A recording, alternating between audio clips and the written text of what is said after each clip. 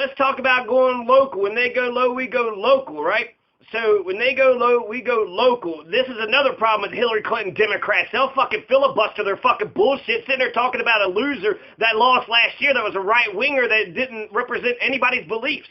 So they'll go on and on and on about how she was awesome. Defeat is an orphan while success has a million fathers. But apparently if you're a Hillary Clinton Democrat, millions of them still, you know what, Herbert Humphrey, 2020, let's just keep on bringing them, right? Nobody said Al Gore. Nobody said John Kerry again. Nobody's pushing for any of these candidates again. And then also a lot of the Hillary Clinton Democrats said she does need to go away, right? Bill Maher said she needs to go away. Why, Bill? I thought you loved her. I thought she was your dream candidate. I thought she was going to be the one that's going to make everything America great again. So Mike Johnston got 20,000 signatures. Mike Johnston is running for Colorado governor. He ran for Colorado. We have a whole number of Democratic candidates who are running for governor of Colorado. This is a huge race for Colorado, not just because of the midterm elections, but you got all the statewide executive positions, and then you have all the county positions. So basically everything is up. The state house, all the state house positions, not the Senate, but the state houses and the federal houses, and the governor's race, lieutenant governor, the treasurer, the assessor, sheriff, and county commissioners. So this is a huge election year for Colorado. Now, the first person to turn all their ballot signatures in was Mike Johnston. Out of all the Democrats, he turned in 20,000 signatures. So he turned in his petitions, and that actually secures a significant tactical advantage in a crowded party primary. The Colorado signature gathering thing, they need to revamp this and modernize it, because if you're a Democrat, you can only get Democrats to sign your petition, and they can only sign one petition.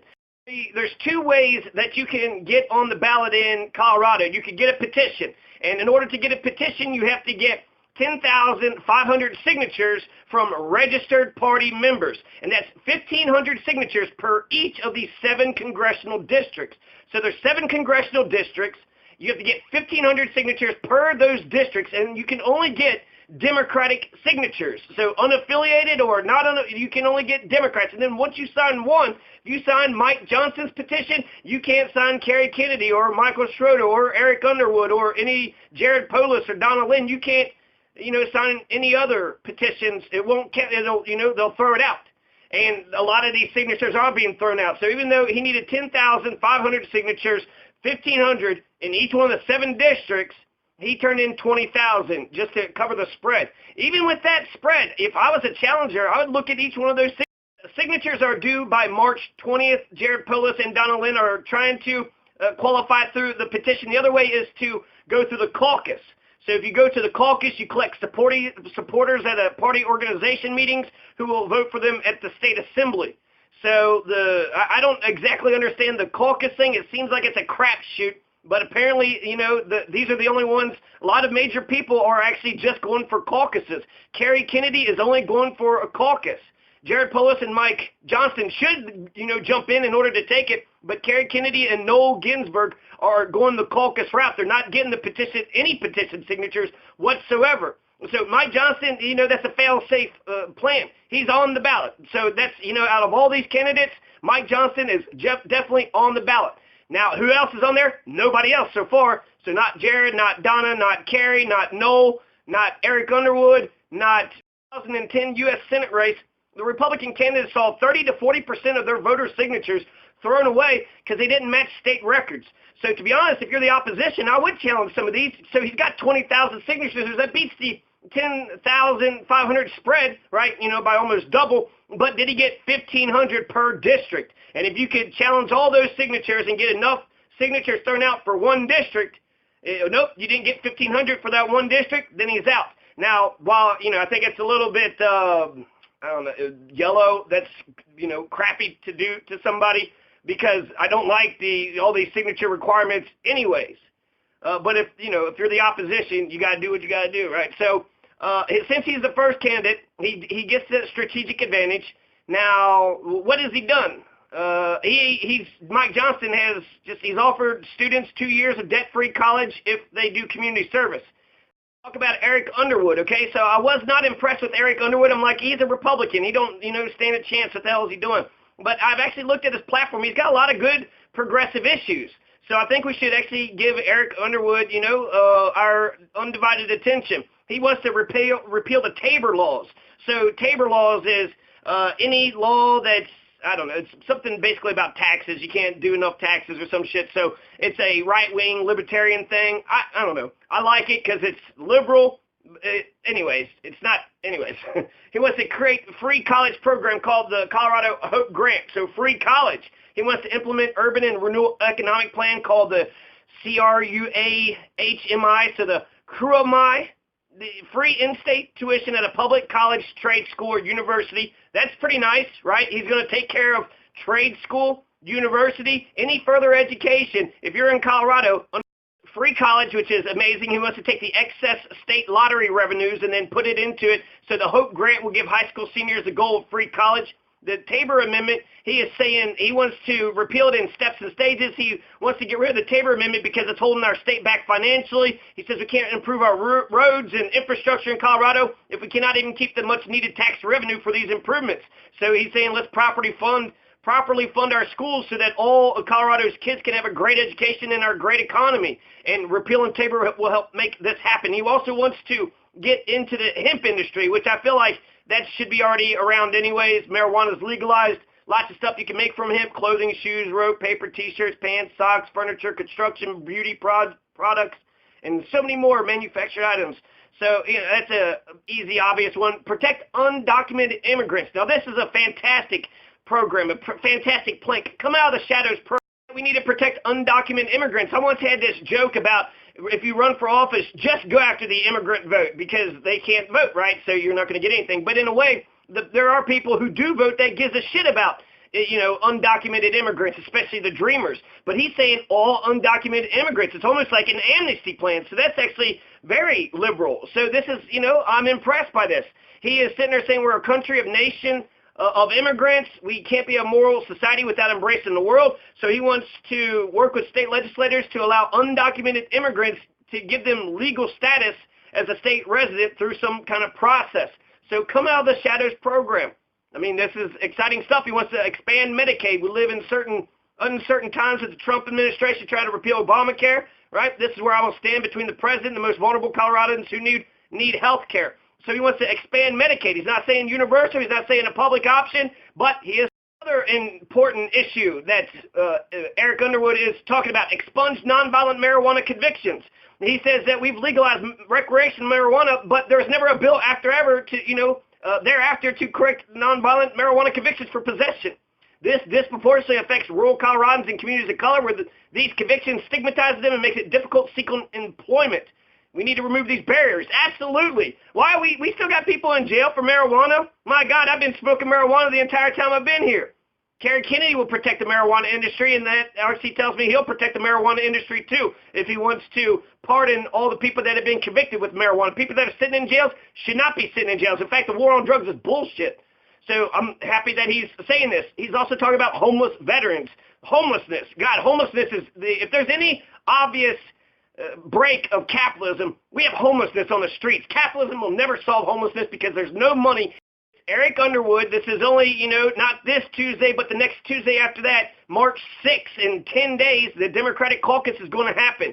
So in 10 days, God, I wish I'd been talking about these candidates the entire time, but I don't have anybody that wants to talk about the candidates in Colorado. Everybody wants to say, Hillary's good, Hillary's good. Really? What about all these candidates, all these people that are running right now? Nobody's saying a damn word about it because they're still trying to relitigate 2000. They didn't get the point. They didn't get the picture. So I think we've just got to ignore them. They're going to be the last ones to jump on board. We need progressives, and there's lots of positions where we could get progressives in power. So Eric Underwood, he lives on 35 acres outside of Boulder, and so he's a rural person. He describes himself as a well-off tech entrepreneur. He wants to create a state residency program for undocumented immigrants, change how the lottery proceeds are distributed. So he's got a lot of actually incredible progressive planks. So I'm actually, pretty inspired about it. He ran as Republican before. I didn't think planks real fast of what I like about Eric Underwood. He's going to take care of the homeless veterans. I hope it's not just the veterans, but all homelessness.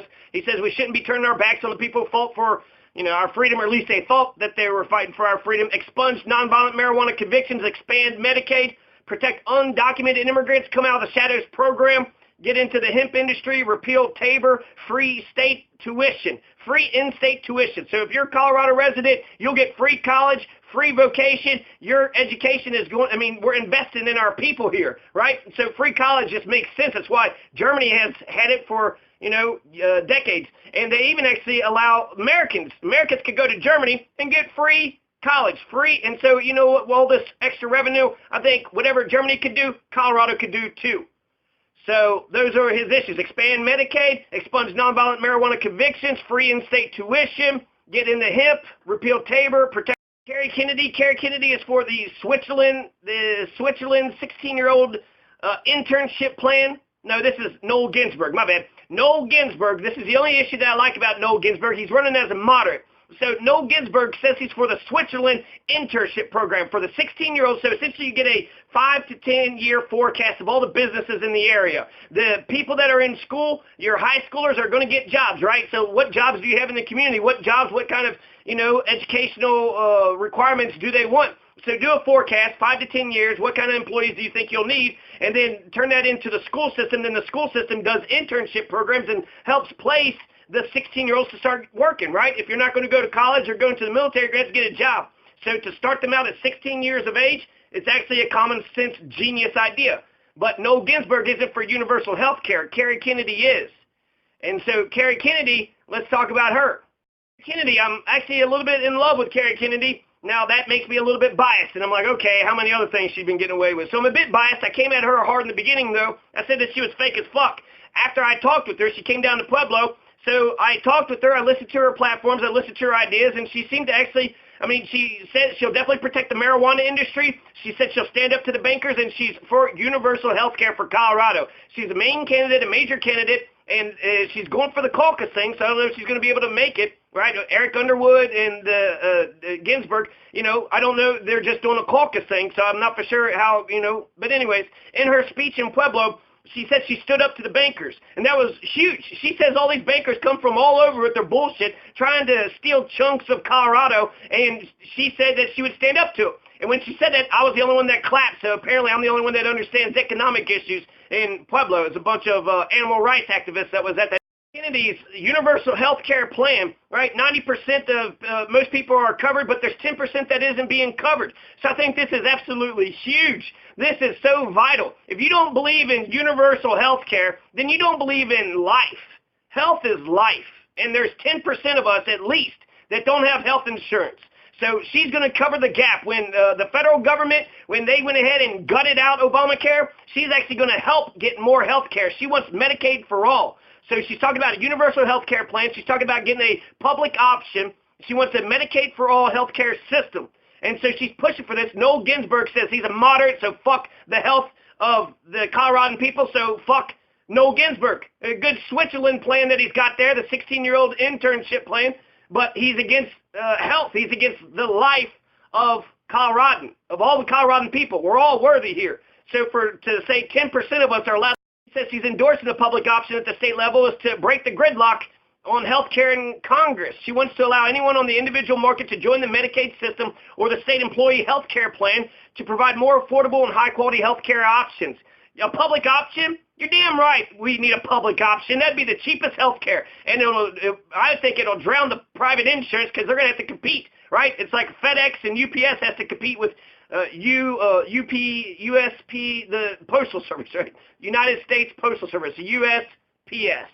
Now, Noel Ginsburg says that's just another example of making policy positions that's got no basis in fact. So that's real, inspiring. He's a Democrat businessman, more businessman than Democrat, right? Doesn't care for the life of Coloradans. Not for single payer, not for public option. 10% don't have health care. Noel Ginsburg is okay with that.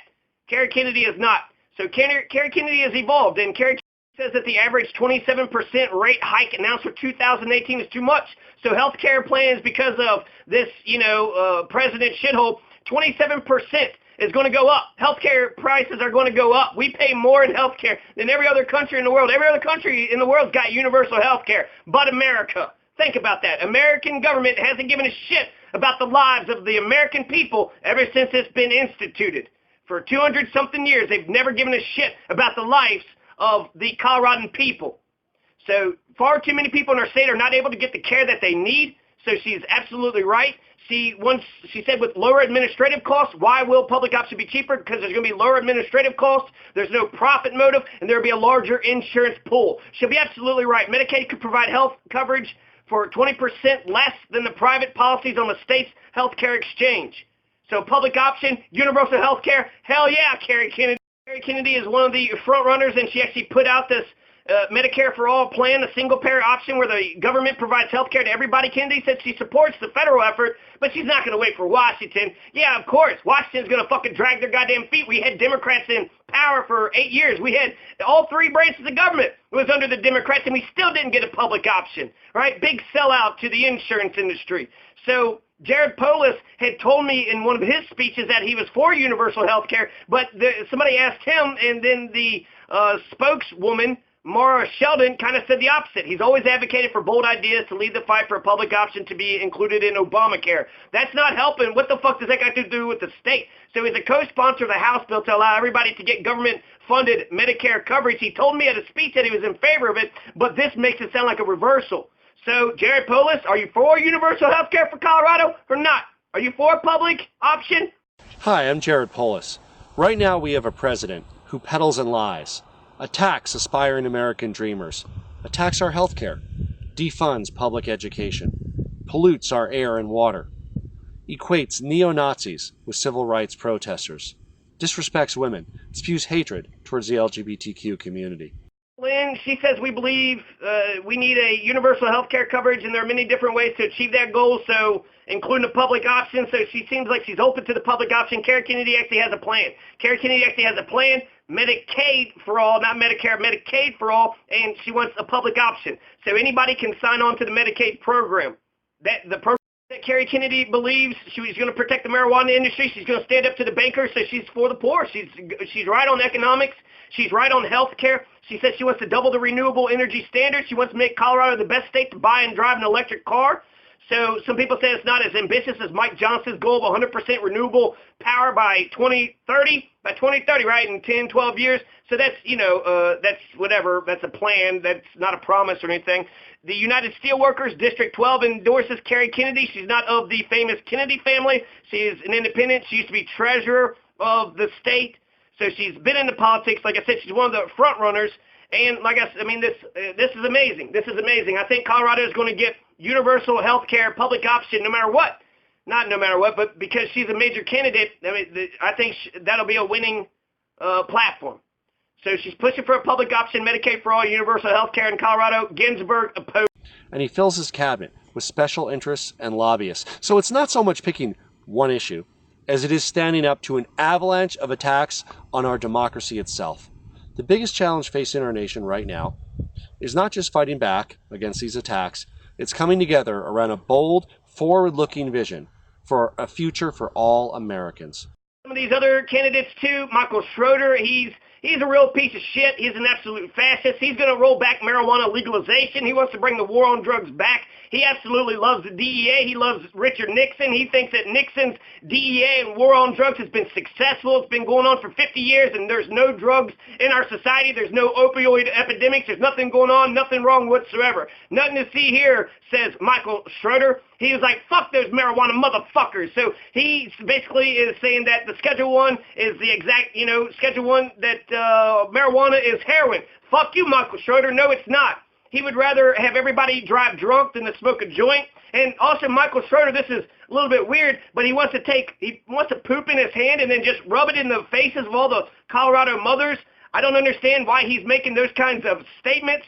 So if you like the marijuana thing he's saying about marijuana, what about rubbing poop in?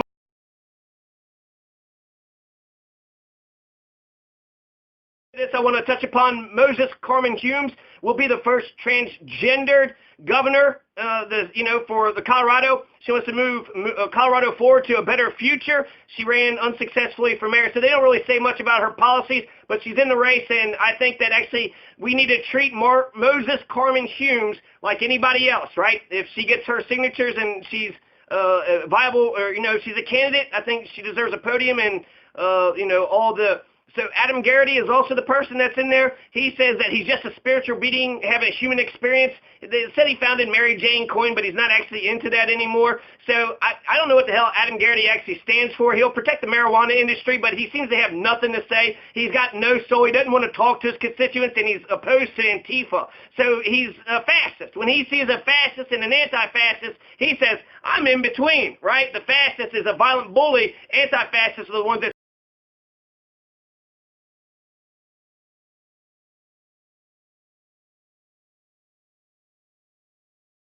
And I'm inspired by the renewed civic engagement and activism of the resistance movement, Indivisible, and yes, our Democratic Party. So please continue to write, call, and email our elected officials. Continue to fight on for truth, transparency, and an America that we can continue to be proud of. Thank you.